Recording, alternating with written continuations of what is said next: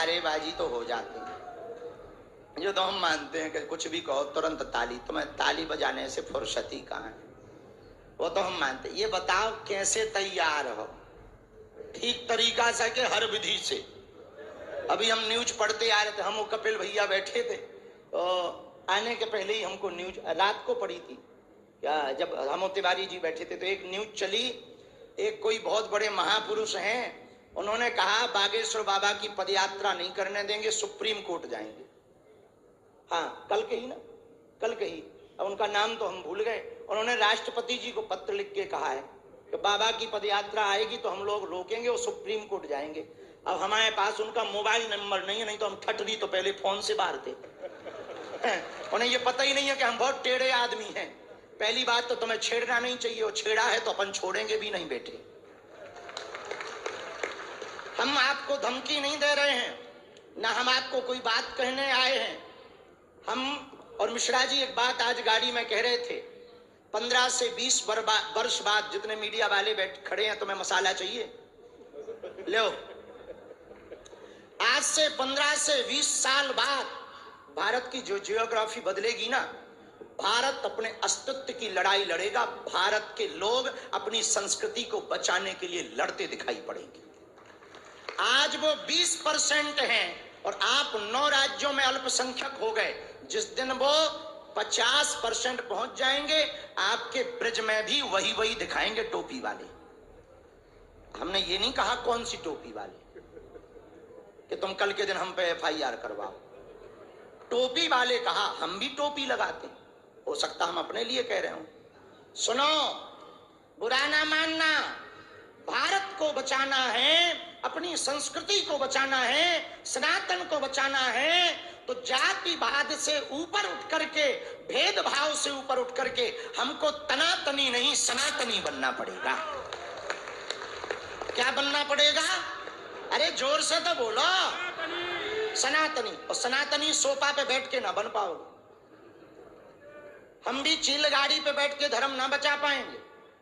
रोडों पर, सड़कों पर, गांव गांव, गली गली में जाना पड़ेगा। हम इसलिए नहीं आए कि तुम हमारी पदयात्रा में आना, हम इसलिए आए हैं कि तुम अपने बेटा बेटी, नाती पोता, नातनी, इनके लिए अपनी संस्कृति को बचाकर देकर जाना चाहते हो, अपने हिंदुत्व को बचाकर देना चाहते हो। यदि तुम चाहते हो कि तुम्हारी बेटा बेटी, नातनी पोता दूसरे मजहब के मजहबी ना बने, एकमात्र उपाय है भारत को हिंदू राष्ट्र बनाओ। वरना वो दिन दूर नहीं जब तुम्हारे बच्चे शुक्रवार को कहीं और जाते नजर आएंगे। वो दिन दूर नहीं जब रविवार को तुम्हारे बच्चे हलीउल्लाह वालों के पास जाएंगे। और एक बात हम तुमसे कहना चाह रहे, देश लुटेगा, मिटेगा तो तुम्हारी आने वाली पीढ़ी तुमसे पूछेगी कि तुमने क्या किया। हम तो कह पाएंगे हमने कोशिश की, नहीं पूरी हुई तो ये हिंदुओं की गद्दारी थी। अब बुरा मत मानना, हमें ना तो नेता बनना है, ना काऊ को वोट दिवाना है। हमारा काम सिर्फ एक है, जो हमारे महापुरुष संत जिस परंपरा में जी करके सनातनीय संस्कृति को छोड़ कर गए, वो कम से कम बचा तो लें। पढ़ा ना पाए, बचा तो लें। आज हमारा सनातन धर्म सिर्फ रील पर हो गया है सीमित। ढोंग के जीवन से बेहतर है ढंग का जीवन जियो। रील के जमाने में रियल आदमी खोजना कठिन हो गया। हम प्रार्थना करना चाहेंगे हरियाणा के पागलों से।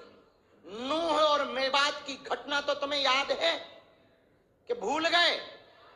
2012 का कोसी कला का दंगा याद है कि भूल गए? तुम्हारे ही कोसी कला में हिंदू बेटियों को निर्वस्त्र करके सड़कों पर दौड़ाया था। वो तो गरीमत रही कि कुछ हिंदुओं का सीना चौड़ा था और वो सड़कों पर आया था। बुरा ना मानना, हम तो अपनी जान की बाजी हथेली पे लेके निकले, लेकिन अपने लिए नहीं, तुम्हारे लिए, तुम्हारी आने वाली पीढ़ी के लिए, तुम्हारे आने वाले बच्चों के लिए। आज यदि सड़कों पे नहीं निकलेंगे, देखो पदयात्रा का क्या, अकेले चले